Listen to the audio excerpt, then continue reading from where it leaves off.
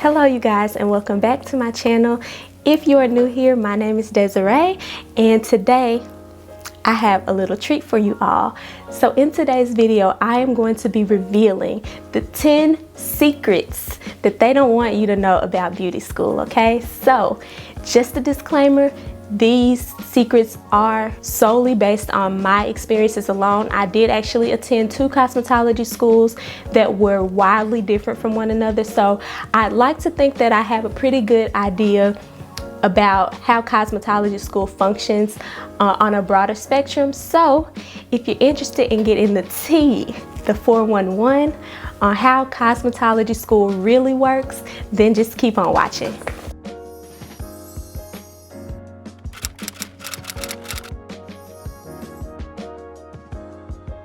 First secret revealed is that cosmetology school does not teach talent. If you suck at hair, going to cosmetology school will not teach you to not suck at hair.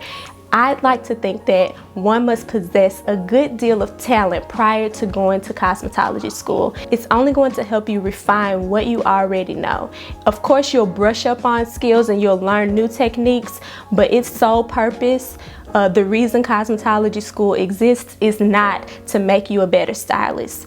You will have to get those tools on your own. Secret number 2, so the main focus of cosmetology school is actually prepping you for the state board exam. The state board has no interest in how well you perform in your career as a cosmetologist. They couldn't care less if you have 3 clients in your chair or 300 clients. They don't care about how much money you bring in. They don't care about your selling tactics or your marketing. They don't care about any of that. Their interest is in protecting the public. And so when you hold a license, you're basically saying, hey, I possess the knowledge that it takes to keep the public safe. In school, we did a lot of trial runs as far as how the state board would work. So there's 2 parts to the state board exam, a practical exam and a written exam. And that practical, is no joke. Neither is the written, but the practical is a lot more nerve-wracking.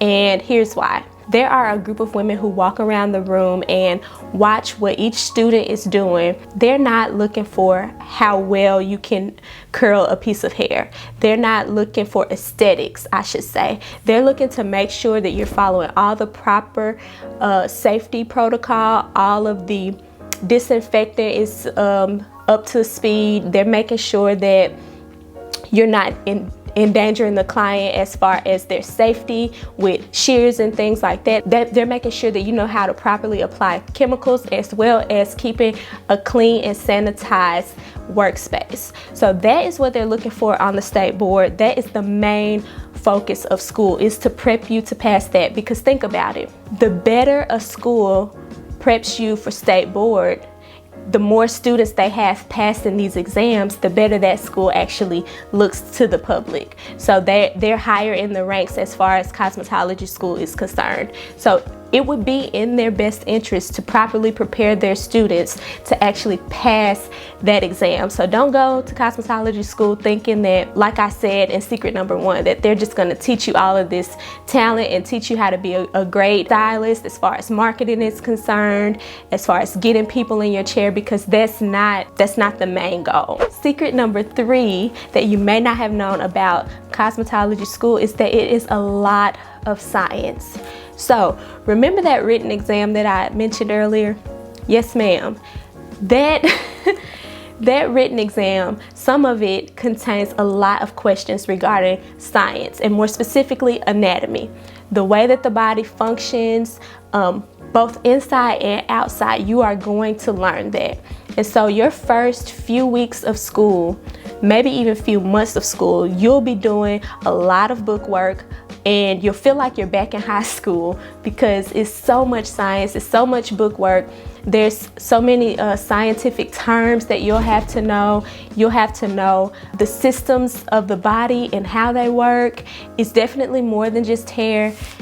Science will be a great deal of your curriculum. Secret number 4, the kit that you receive in cosmetology school is subpar. Receiving a kit in cosmetology school is like the highlight moment, and it mentally makes you aware that, hey, I'm that much closer to actually working on the floor, because really that's what you want to do. You want to put your knowledge to the test. You want to get out there and do clients. You want to start building your clientele in school, and so you're excited to get your kit and go and do just that.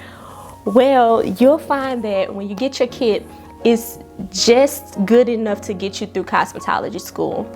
I can say currently as a licensed professional that I use maybe less than 5% of the kit that I received in my career as a cosmetologist.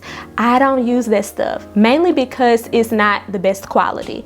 And two, you'll also find that you like what you like. You'll get in your career in cosmetology and realize, hey, this actually works better than that, or I don't like these shears, I need some left-handed shears, or whatever. You'll get into your own groove. And for that reason, the stuff that I got in my kit in school, I actually gave away, like the mannequin heads and the combs and all of that stuff. I gave it away to my sister-in-law to let her practice. But yeah, that stuff you will not use because it's not the greatest quality, and it's not meant to, you know, get you through your career. It's meant to get you through school. If the school you're thinking about attending is anything like mine were, you can actually bring in your own flat irons. If you want to use some babyless flat irons, go ahead and bring those in. But I will say that you're going to have to make those investments and actually purchase those pricier items when you get into your career, just because you'll want a better quality. The things that are in the kit will not sustain you as a professional. My next secret revealed is that you actually learn more than just hair in cosmetology school. So a lot of people think that cosmetology only consists of hair, and that is false. Cosmetology is a little bit more well-rounded than that. You'll actually learn hair, you'll learn nails, you'll learn about the skin and makeup as well. However, you do focus in a little bit more on hair. If you want to be an esthetician, for example, I wouldn't say just go to cosmetology school and let that be your end-all be-all. I would say you can go to cosmetology school and then attend esthetician school, because that'll give you a more honed-in curriculum and they'll focus strictly on the skin. You will learn just the basics as far as skin and nails and waxing and all of that stuff is concerned. The next secret that I have for you all is that you don't actually start off doing hair. So your first day of school, you're not gonna be on the floor doing hair. You will not touch a client, honestly, until a few months in. If I can remember correctly, that you have to have at least like 500 hours or something like that to even touch a client. You cannot shampoo, you cannot brush, you cannot do anything to a client until you get to at least 500 hours. Don't quote me on that, but I'm almost pretty sure that 500 hours is when you can actually start accepting clients. In the beginning, a lot of your time, like I said earlier, will be strictly for book work. You will be learning a lot of science. You will be learning how to properly hold shears and combs. You will be learning these techniques, and you'll probably be practicing these things on a mannequin before you ever see a client. And that's okay, because they want to make sure that they've taught you a good bit before you actually start working on clients, just to protect themselves, okay? So yeah, don't expect in your first few weeks or whatever to be out there slaying heads, because girl, you got a while. So my next secret that I have for you all is that cosmetology school is very taxing. It's quite similar to having a job. So when I was in school, I was actually working a full-time job, a normal 9 to 5. I would have just enough time when I got off work to drive to school. A lot of the times I didn't even have the time to eat in between. I would get off of work at 5 p.m. and drive and make it to school by 5:15. And a lot of the times I was cutting it really close and barely making it, or clocking in late even. It's a lot. It's a lot. So some of the people think, oh, I don't want to go and get a traditional 4-year degree. I want to do something easy. I kind of know how to do hair a little bit, or I do my own hair, so I'll just go to cosmetology school. That'll be a quick little easy. No, get that out of your head right now. It's nothing quick and nothing easy about cosmetology school. First of all, you have to complete 1,500 hours prior to being eligible to take those 2 exams that I mentioned earlier. That alone is a lot, and you have to make a big commitment just to complete the 1,500 hours. Secondly, when you're actually in school, it's like a job, especially once you start working on clients. Like, you have to take these clients unless you know there's something extreme that's keeping you from accepting a client, but you have to, for the most part, take all the clients that they give you. You're on your feet. You have to thoroughly clean, not only in between clients, but at the start of the day and at the end of the day. You have to thoroughly clean. You have to disinfect everything. Your sanitation procedures have to be top notch. You cannot slack on that. Not to mention that since I was attending school part-time, I actually had to go on Saturdays as well. Your prospective cosmetology school may function a little bit differently, but in both schools that I attended, I actually had to go to Saturday school, and it wasn't for a couple of hours. It was a full 8-hour day of taking clients back to back. You get a quick 30-minute lunch break or something like that, and then you're back on the floor. Anytime you are clocked in on their clock, you have to be working on beauty school work. Whether it's in the book, or whether it's on a mannequin, or whether it's on a real live client, you have to be doing. You cannot just sit down and relax. And both of my schools were very strict about that. If you're on their clock, you need to be working. Yeah, don't think that this is an easy way out. I'll just grab this little license real quick and get, make me a little money. No, it's a commitment and it's taxing. So get your mind prepared for that. I feel like I've been talking about a lot of disadvantages of attending school, and I don't want to make it seem like it's all bad, because it's not all bad, obviously. But the next tip I have for you is actually a plus of cosmetology school. So once you complete the required number of hours in the book, doing book work, and once you actually get to working on the floor, you can accept tips. The tips that I received in cosmetology school were very significant. A lot of people tipped a lot. A lot of people didn't tip at all. So therefore, you have to make sure you come with your A game. You treat every client fairly. You be enthusiastic about what you're doing. You be confident, and that you put out your best work for each and every client, because you can get a tip behind it. And it's bigger than a tip too. You want to, bring your best self to this in general.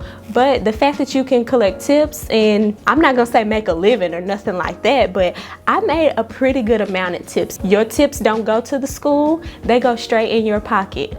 The school has nothing to do with your tips. They are yours. 100% of the tips you earn in school can go in your pocketbook. That alone will make you bring your A game when you're working with these clients, okay? So the next secret that I have for you all is that cosmetology school is not the main way to build clientele. The teachers and staff at cosmetology school will tell you to do your best and do a certain thing to make people want to follow you from the school. And this is simply just not where a lot of my clients came from. So here's the reason. In school, I remember a silk out being about $10. I charge $70 for a silk out. That's just the basic bare minimum silk out. I charge $70. So you're seeing like a $60 difference in what they charge versus what I charge. The people who go to the school to get beauty services done, they are used to those beauty school prices. So it's very unlikely, not impossible, but unlikely that you're just going to get this herd of people follow you from the beauty school. It has nothing to do with a lack of talent on your part. It has nothing to do with who you are as a person. It has nothing to do with whether or not they liked you. It's about the dollar bill, y'all. If they're used to paying $10, they're not going to follow me and pay $70+ for the same service. They're willing to hop around from student to student and try out different students and spend $10, then come and spend a hot $70 with me. That's just how some people think, and don't worry, it's okay, because the biggest way I say that you're going to build a solid clientele, social media. Social media is going to be your best friend when it comes to marketing yourself and advertising whatever your specialty is, whether it's lashes or waxing or silk outs or sew-ins or whatever. Social media is going to be a tool that is essential to getting your name out there and getting your work out to the streets. People are not gonna follow you from beauty school. I did have a good number of people who did follow me from beauty school. And that was only after they said, you know what, I tried this senior student that was there after you left, I tried this person, and it just wasn't the same. So I just said, you know what, I'll buckle down. People are just used to what they're used to, and it's all good.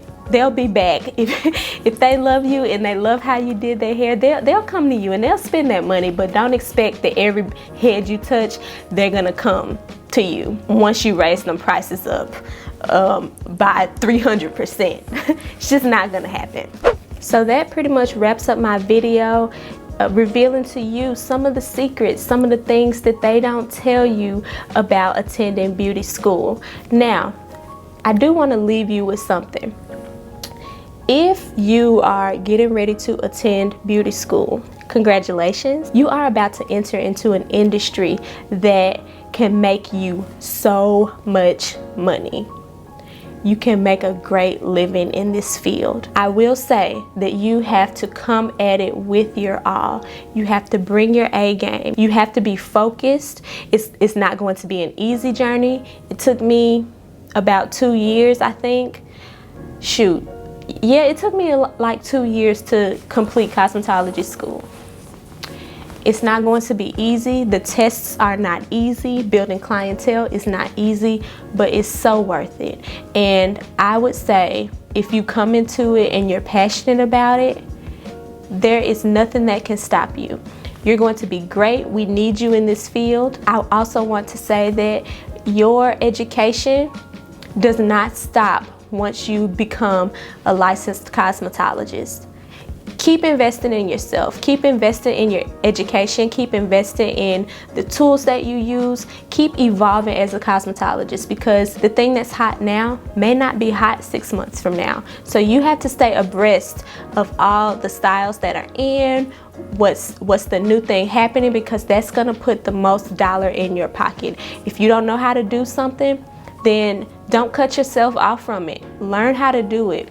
Pay to learn how to do it. Go to a class. I did this all the time. I've spent hundreds of dollars investing in my education outside of cosmetology school. So I don't want you to think once you become licensed that that's the final step, because it's not. It's only the beginning.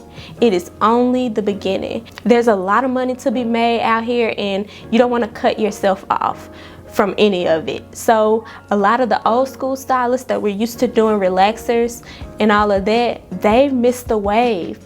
It's about natural hair now. And if you were so stuck in your ways and not willing to learn about natural hair, not willing to learn how to do silk outs and twists and protective styles and all of this stuff, they're missing out on a lot of money, because guess what? A lot of women are not getting relaxers anymore. It's all about natural hair. So if you cut yourself off being stubborn and not wanting to keep up with the trends and not wanting to broaden your horizon just because I've been doing hair for 30 years, no. Do not cut yourself off from any of this money that's out here, because it's a lot of it, okay? So I would just say to be prepared to spend a little bit of extra money once you leave cosmetology school. because it doesn't stop there. Getting your license is only the beginning. And if you are about to attend school, I just want to say congratulations and stick to it. You got this. You can do this, girl or man. You got this. So if you enjoyed today's video, please don't forget to subscribe to my channel via the button down below. Also, like this video and leave me a comment. What cosmetology school did you attend? How was it for you? Where are you currently attending? Are some of these things different than what you experienced or currently experiencing? Let me know. Let's chat about it in the comments. But I think that wraps it up for me today. I will see you all in my next video. Thanks for watching.